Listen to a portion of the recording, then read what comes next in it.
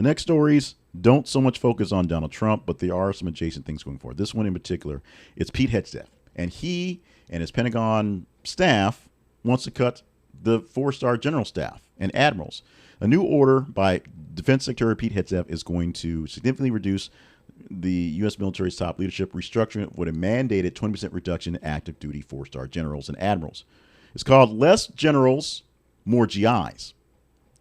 And the initiative aims to streamline command structures and enhance operation efficiency.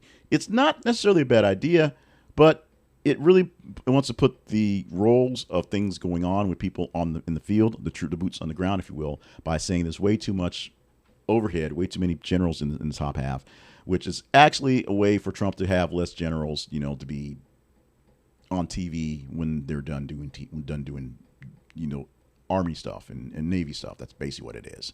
The target is 20% cut in four-star officers and a 10% reduction in all generals and flag officer ranks and 20% decrease in National Guard general officers. It literally is going to cut out the big bosses in these ranks.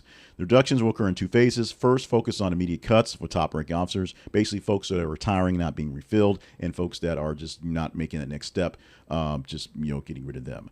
What will actually happen is a potential consolidation of commands like U.S., European, and American commands together, so that if you don't have two commands, you don't need two generals, you have one general, one command. Although Europe and Africa, two very big places, you might want two different guys running that. The highlight of this is the proportionate growth of high-ranking officers compared to enlisted personnel since World War II. He noted that during World War II, 17 4- and 5-star generals commanded 12 million troops, whereas 44 4-star generals command 2.1 million troops. So the numbers are a bit squirrely. There are more generals, obviously, and there are less troops.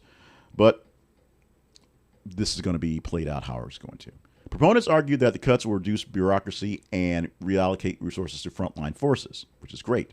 Critics say that the reduction is politically motivated and could undermine military effectiveness. Essentially, we don't like the generals. We want to get rid of them.